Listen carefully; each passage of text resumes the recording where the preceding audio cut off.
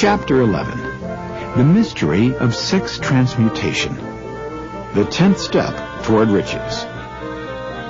The meaning of the word transmute is, in simple language, the changing or transferring of one element or form of energy into another. The emotion of sex brings into being a state of mind. Because of ignorance on the subject, this state of mind is generally associated with the physical, and because of improper influences to which most people have been subjected in acquiring knowledge of sex, things essentially physical have highly biased the mind. The emotion of sex has back of it the possibility of three constructive potentialities. They are: 1, the perpetuation of mankind; 2, the maintenance of health. As a therapeutic agency, it has no equal; 3, the transformation of mediocrity into genius through transmutation. Sex transmutation is simple and easily explained. It means the switching of the mind from thoughts of physical expression to thoughts of some other nature. Sex desire is the most powerful of human desires. When driven by this desire, men develop keenness of imagination, courage, willpower, persistence, and creative ability unknown to them at other times. So strong and impelling is the desire for sexual contact that men freely run the risk of life and reputation to indulge it.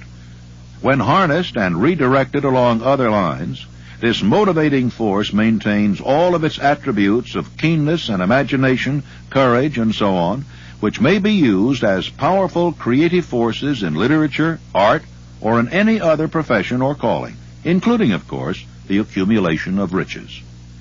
The transmutation of sex energy calls for the exercise of willpower, to be sure, but the reward is worth the effort. The desire for sexual expression is inborn and natural. The desire cannot and should not be submerged or eliminated, but it should be given an outlet through forms of expression which enrich the body, mind, and spirit of man. If not given this form of outlet through transmutation, it will seek outlets through purely physical channels. A river may be dammed and its water controlled for a time, but eventually it will force an outlet. The same is true of the emotion of sex. It may be submerged and controlled for a time, but its very nature causes it to be ever-seeking means of expression. If it is not transmuted into some creative effort, it will find a less worthy outlet.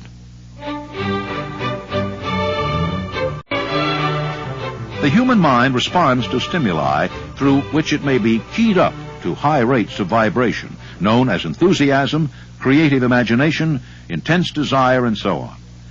The stimuli to which the mind responds most freely are: 1, the desire for sex expression; 2, love; 3, a burning desire for fame, power, or financial gain, money; 4, music; 5, friendship between either those of the same sex or those of the opposite sex; 6, a mastermind alliance based upon the harmony of two or more people who ally themselves for spiritual or temporal advancement; 7, mutual suffering, such as that experienced by people who are persecuted; 8, autosuggestion; 9, fear; 10, narcotics and alcohol.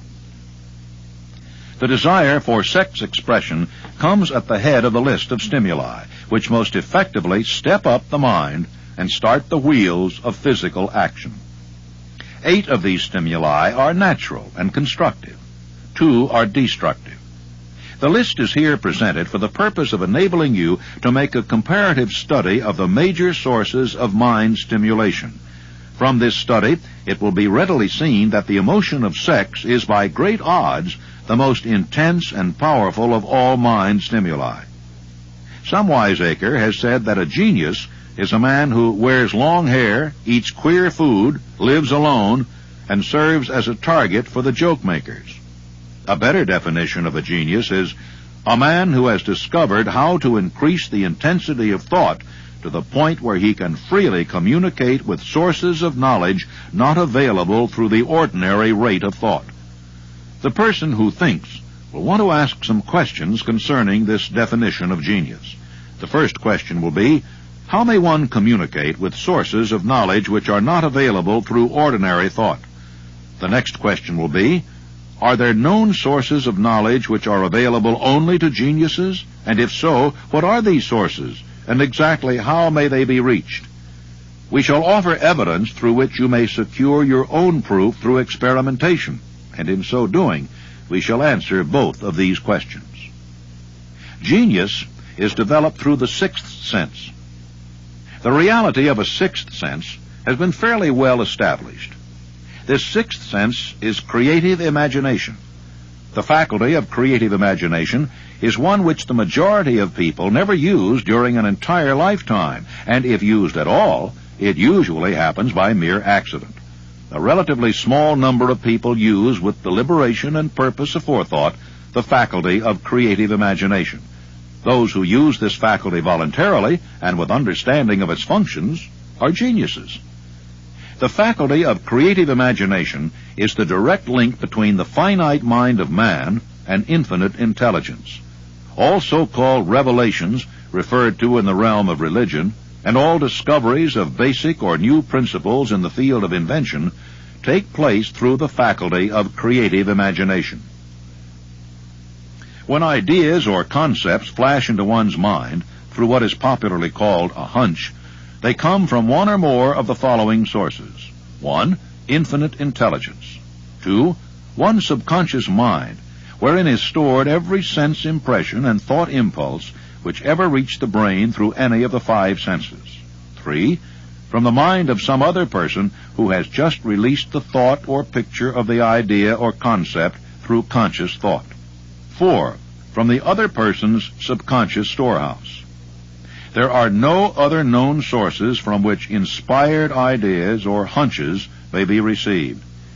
When brain action has been stimulated through one or more of the 10 mind stimulants, it has the effect of lifting the individual far above the horizon of ordinary thought, and permits him to envision distance, scope, and quality of thoughts not available on the lower plane, such as that occupied while one is engaged in the solution of the problems of business and professional routine.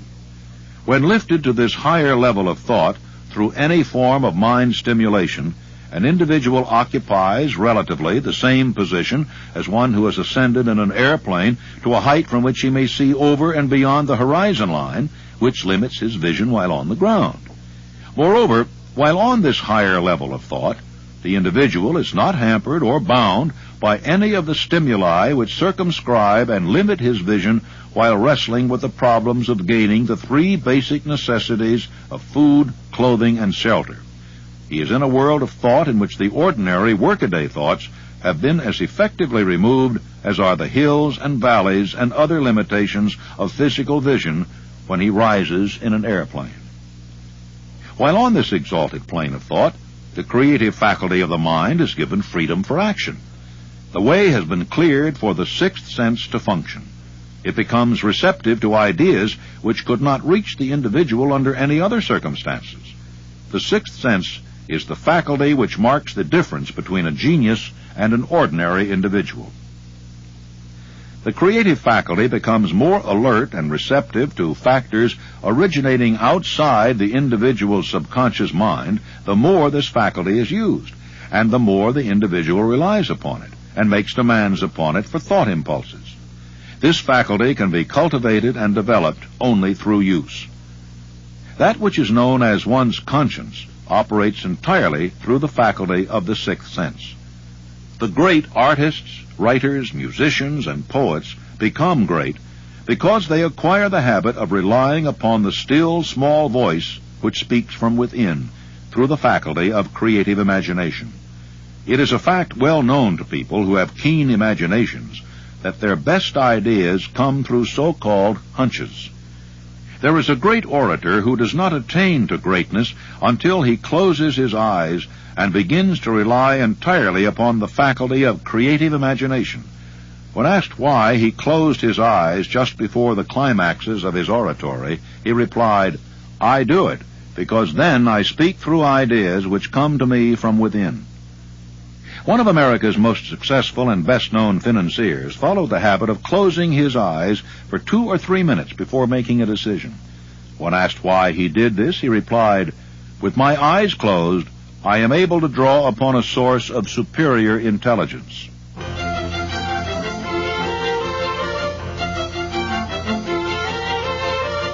The late Dr. Elmer R. Gates of Chevy Chase, Maryland, created more than 200 useful patents, many of them basic, through the process of cultivating and using the creative faculty. His method is both significant and interesting to one interested in attaining to the status of genius, in which category Dr. Gates unquestionably belonged. Dr. Gates was one of the really great, though less publicized, scientists of the world. In his laboratory, he had what he called his personal communication room. It was practically soundproof, and so arranged that all light could be shut out. It was equipped with a small table, on which he kept a pad of writing paper. In front of the table on the wall was an electric push button which controlled the lights. When Dr. Gates desired to draw upon the forces available to him through his creative imagination, he would go into this room, seat himself at the table, shut off the lights, and concentrate upon the known factors of the invention on which he was working, remaining in that position until ideas began to flash into his mind in connection with the unknown factors of the invention. On one occasion, ideas came through so fast that he was forced to write for almost 3 hours. When the thoughts stopped flowing and he examined his notes, he found they contained a minute description of principles which had not a parallel among the known data of the scientific world. Moreover, the answer to his problem was intelligently presented in those notes. Dr. Gates earned his living by sitting for ideas for individuals and corporations. Some of the largest corporations in America paid him substantial fees by the hour for sitting for ideas. The reasoning faculty is often faulty because it is largely guided by one's accumulated experience. Not all knowledge which one accumulates through experience is accurate. Ideas received through the creative faculty are much more reliable, for the reason that they come from sources more reliable than any which are available to the reasoning faculty of the mind. Methods used by geniuses are available to you. The major difference between the genius and the ordinary crank inventor may be found in the fact that the genius works through his faculty of creative imagination, while the crank knows nothing of this faculty. The scientific inventor makes use of both the synthetic and the creative faculties of imagination. For example, the scientific inventor begins an invention by organizing and combining the known ideas or principles accumulated through experience through the synthetic faculty, the reasoning faculty. If he finds this accumulated knowledge to be insufficient for the completion of his invention, he then draws upon the sources of knowledge available to him through his creative faculty. The method by which he does this varies with the individual, but this is the essence of his procedure. 1. He stimulates his mind so that it functions on a higher than average plane, using one or more of the 10 mind stimulants or some other stimulant of his choice. 2. He concentrates upon the known factors, the finished part of his invention, and creates in his mind a perfect picture of unknown factors, the unfinished part of his invention. He holds this picture in mind until it has been taken over by the subconscious mind, and then relaxes by clearing his mind of all thought and waits for his answer to flash into his mind. Sometimes the results are both definite and immediate. At other times, the results are negative, depending upon the state of development of the sixth sense or creative faculty. Mr. Edison tried out more than 10,000 different combinations of ideas through the synthetic faculty of his imagination before he tuned in through the creative faculty and got the answer which perfected the incandescent light. His experience was similar when he produced the phonograph. There is plenty of reliable evidence that the faculty of creative imagination exists. This evidence is available through accurate analysis of men who have become leaders in their respective callings, without having had extensive educations. Lincoln was a notable example of a great leader who achieved greatness through the discovery and use of his faculty of creative imagination. He discovered and began to use this faculty as the result of the stimulation of love, which he experienced after he met Anne Rutledge, a statement of the highest significance in connection with the study of the source of genius. The pages of history are filled with the records of great leaders whose achievements may be traced directly to the influence of women who aroused the creative faculties of their minds through the stimulation of sex desire. Napoleon Bonaparte was one of these. When inspired by his first wife, Josephine, he was irresistible and invincible. When his better judgment or reasoning faculty prompted him to put Josephine aside, he began to decline. His defeat and St. Helena were not far distant. If good taste would permit, we might easily mention scores of men well known to the American people who climbed to great heights of achievement under the stimulating influence of their wives, only to drop back to destruction after money and power went to their heads and they put aside the old wife for a new one. Napoleon was not the only man to discover that sex influence from the right source is more powerful than any substitute of expediency which may be created by mere reason. The human mind responds to stimulation.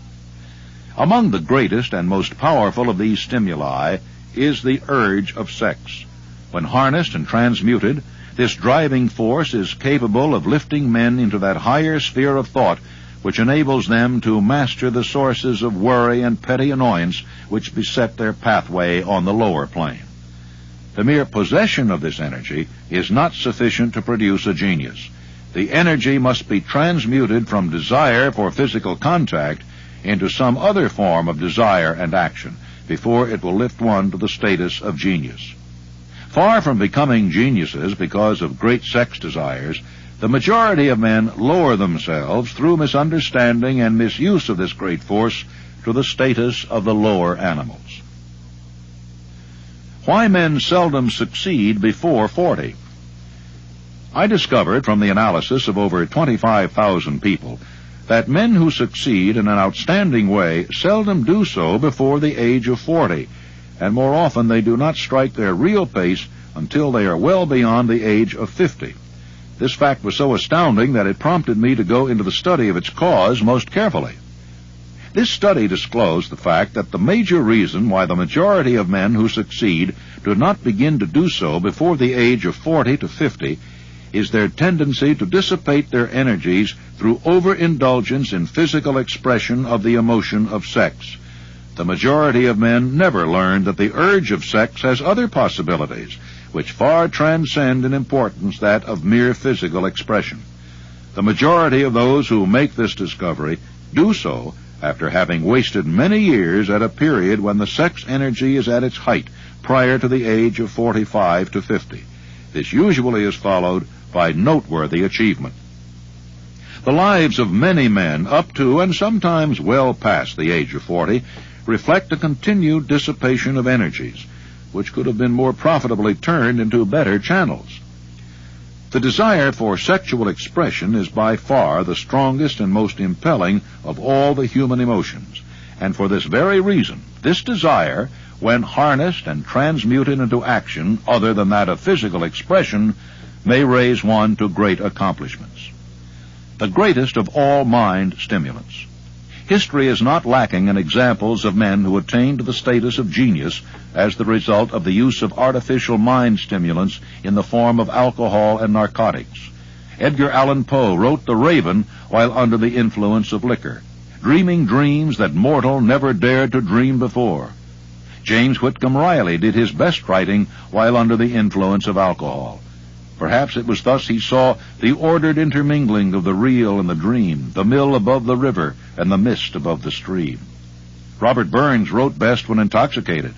For auld lang syne, my dear, we'll take a cup of kindness yet, for auld lang syne. But let it be remembered that many such men have destroyed themselves in the end. Nature has prepared her own potions with which men may safely stimulate their minds to tune in to fine and rare thoughts which come from no man knows where. No satisfactory substitute for nature's stimulants has ever been found. The world is ruled and the destiny of civilization is established by the human emotions. People are influenced in their actions not by reason so much as by feelings. The creative faculty of the mind is set into action entirely by emotions and not by cold reason. The most powerful of all human emotions is that of sex. There are other mind stimulants, some of which have been listed, but no one of them, nor all of them combined, can equal the driving power of sex. A mind stimulant is any influence which will either temporarily or permanently increase the intensity of thought. The 10 major stimulants described are those most commonly resorted to. Through these sources, one may commune with infinite intelligence, or enter at will the storehouse of the subconscious mind, either one's own or that of another person, a procedure which is all there is of genius. The storehouse of personal magnetism. A teacher who has trained and directed the efforts of more than 30,000 salespeople made the astounding discovery that highly sexed men are the most efficient salesmen. The explanation is that the factor of personality known as personal magnetism is nothing more nor less than sex energy. Highly sexed people always have a plentiful supply of magnetism. Through cultivation and understanding, this vital force may be drawn upon and used to great advantage in the relationships between people. This energy may be communicated to others through the following media. 1. The handshake. The touch of the hand indicates instantly the presence of magnetism or the lack of it. 2. The tone of voice. Magnetism or sex energy is the factor with which the voice may be colored or made musical and charming. 3. Posture and carriage of the body. Highly sexed people move briskly and with grace and ease. 4. The vibrations of thought. Highly sexed people mix the emotion of sex with their thoughts, or may do so at will, and in that way may influence those around them. 5. Body adornment. People who are highly sexed are usually very careful about their personal appearance. They usually select clothing of a style becoming to their personality, physique, complexion, and so on. When employing salesmen, the more capable sales manager looks for the quality of personal magnetism as the first requirement of a salesman. People who lack sex energy will never become enthusiastic nor inspire others with enthusiasm. And enthusiasm is one of the most important requisites in salesmanship, no matter what one is selling. The public speaker, orator, preacher, lawyer, or salesman who is lacking in sex energy is a flop as far as being able to influence others is concerned. Couple with this the fact that most people can be influenced only through an appeal to their emotions, and you will understand the importance of sex energy as a part of the salesman's native ability. Master salesmen attain the status of mastery in selling because they either consciously or unconsciously transmute the energy of sex into sales enthusiasm. In this statement may be found a very practical suggestion as to the actual meaning of sex transmutation. The salesman who knows how to take his mind off the subject of sex and direct it in sales effort with as much enthusiasm and determination as he would apply to its original purpose has acquired the art of sex transmutation, whether he knows it or not. The majority of salesmen who transmute their sex energy do so without being in the least aware of what they are doing or how they are doing it. Transmutation of sex energy calls for more willpower than the average person cares to use for this purpose. Those who find it difficult to summon willpower sufficient for transmutation may gradually acquire this ability. Though this requires willpower, the reward for the practice is more than worth the effort.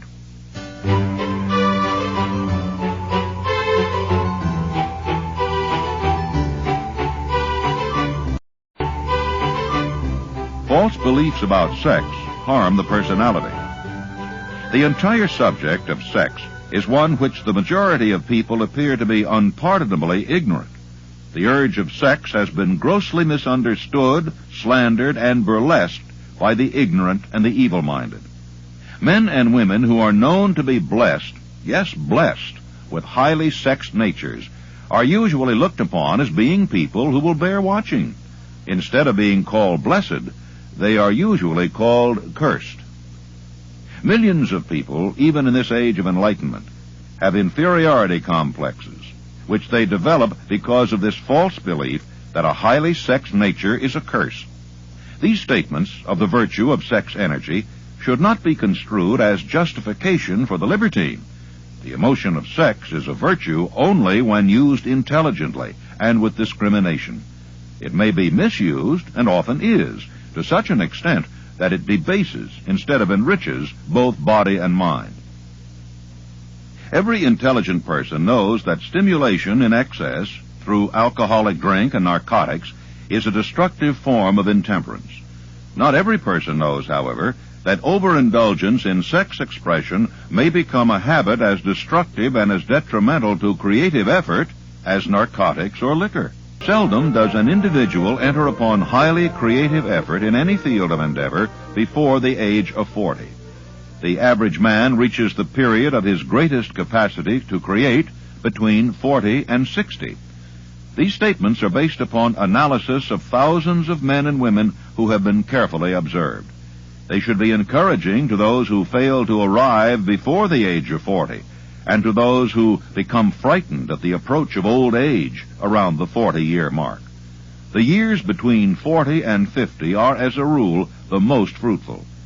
Man should approach this age not with fear and trembling, but with hope and eager anticipation. If you want evidence that most men do not begin to do their best work before the age of 40, study the records of the most successful men known to the American people, and you will find it.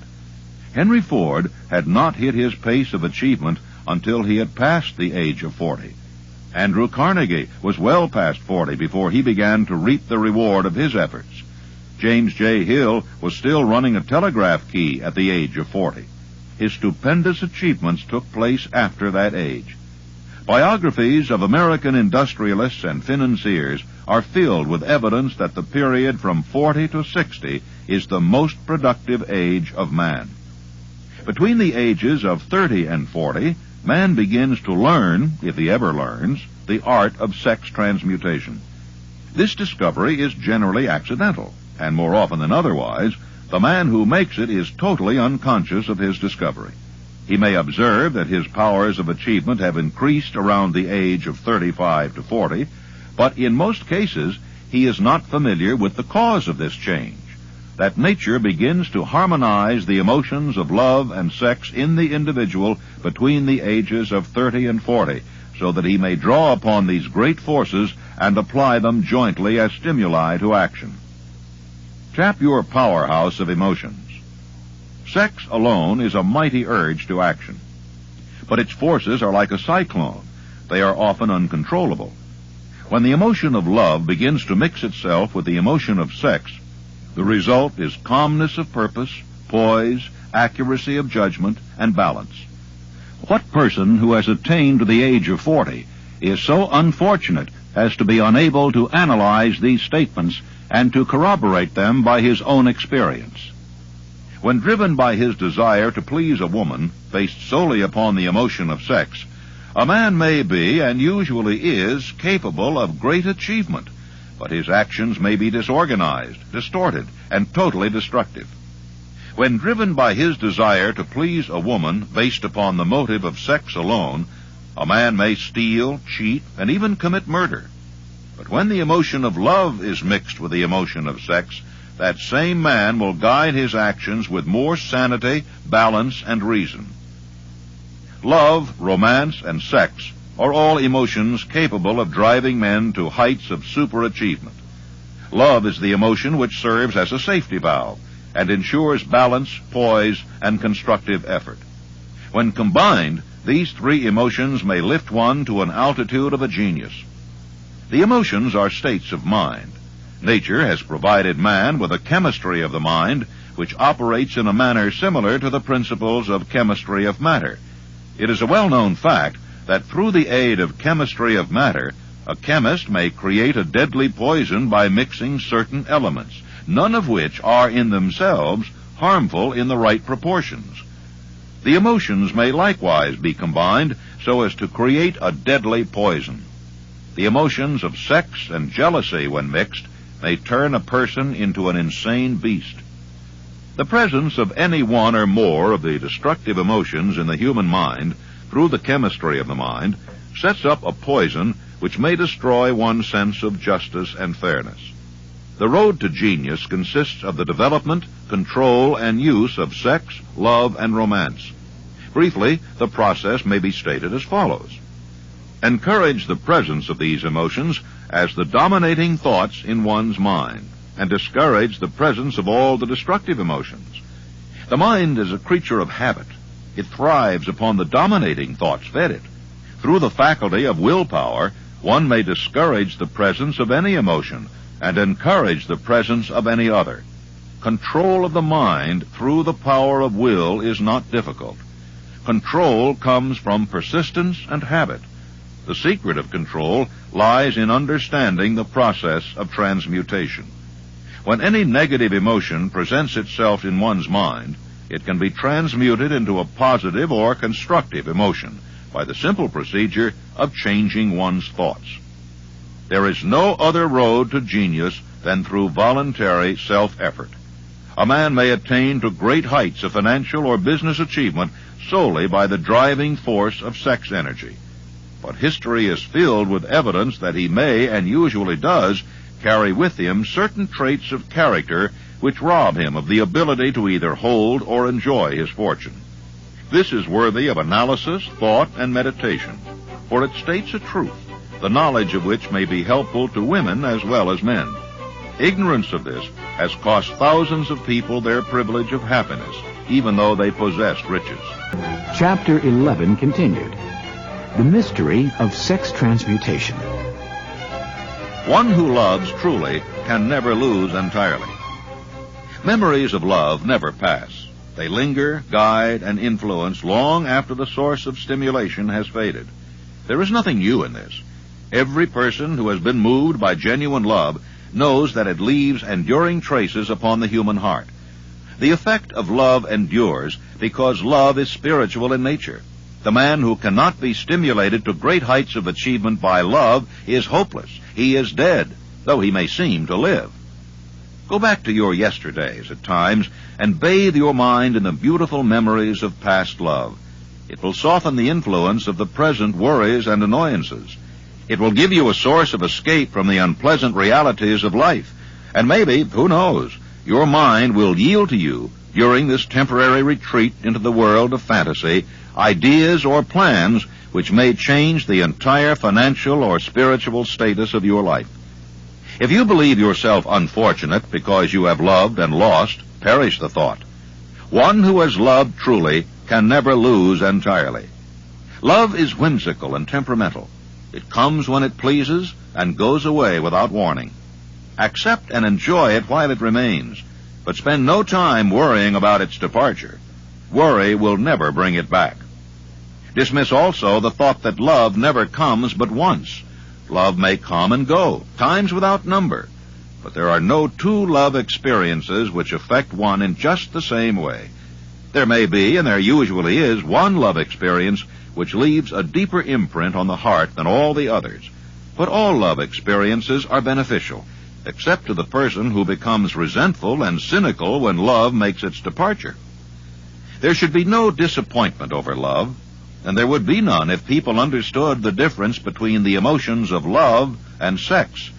The major difference is that love is spiritual, while sex is biological. No experience which touches the human heart with a spiritual force can possibly be harmful except through ignorance or jealousy.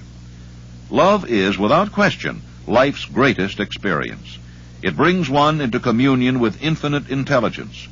When mixed with the emotions of romance and sex, it may lead one far up the ladder of creative effort.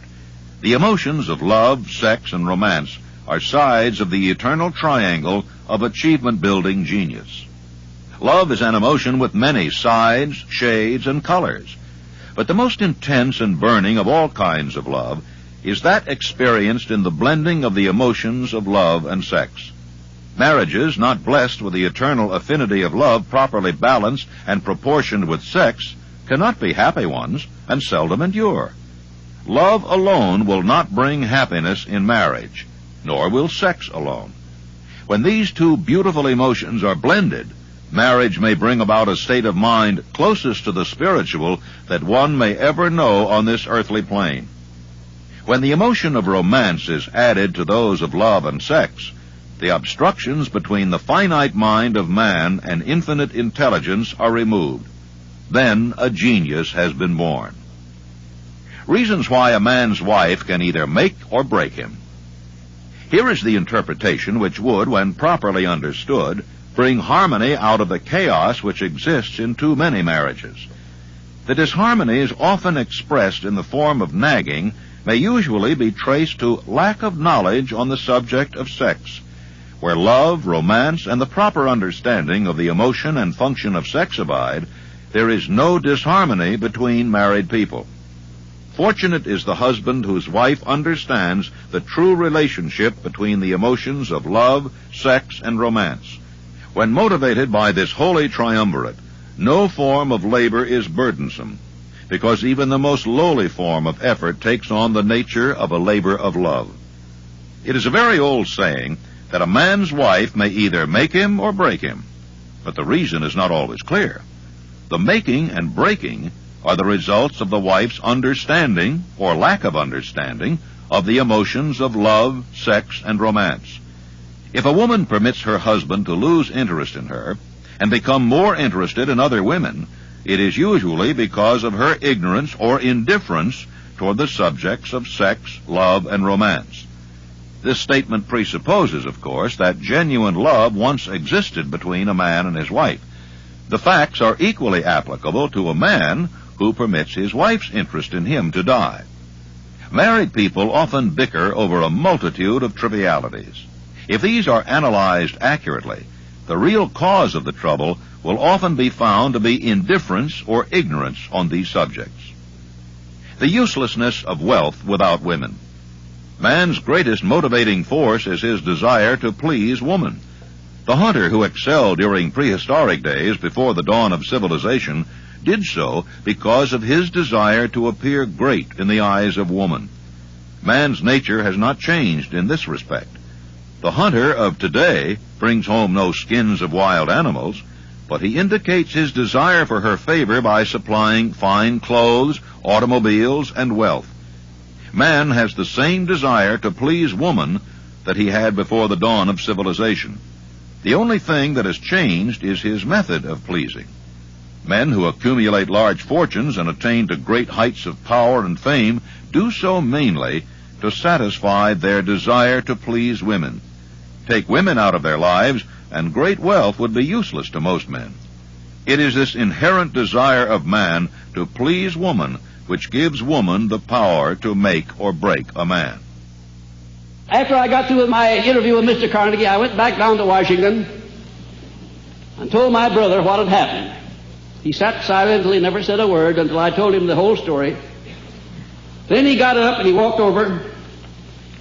He put his hand on my shoulder, pulled me over close to him, and he said, "Napoleon, ever since you and I were little barefooted boys wading down in Guest River in Wise County, I have always suspected there was something wrong with you. But," he said, "from here on out, I never will suspect you again, because I know now you're as crazy as hell." I'm quoting my brother.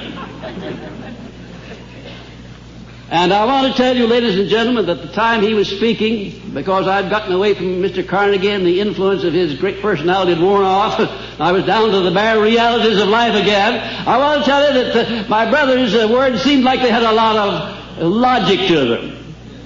And then I was only to meet with rebuff after rebuff. There wasn't a single solitary one of my relatives who didn't agree with my brother's evaluation of what I had done. There was only one person among my friends and among my relatives that stood by and said, "You can do it and you will do it," and that was my stepmother. And when I tell you that, you know why I say she was the most wonderful woman I have ever known. But there have been two truly great women in my life. Two. One is my stepmother, and the other is my wife, my alter ego, the one who is my greatest critic and yet my best friend. And to those two women, I owe all that I have ever done of benefit to others, all that I shall ever do in the future. The woman who understands man's nature and tactfully caters to it need have no fear of competition from other women. Men may be giants with indomitable willpower when dealing with other men, but they are easily managed by the women of their choice. Most men will not admit that they are easily influenced by the women they prefer, because it is in the nature of the male to want to be recognized as the stronger of the species. Moreover, the intelligent woman recognizes this manly trait and very wisely makes no issue of it. Some men know that they are being influenced by the woman of their choice, their wives, sweethearts, mothers, or sisters. But they tactfully refrain from rebelling against the influence because they are intelligent enough to know that no man is happy or complete without the modifying influence of the right woman.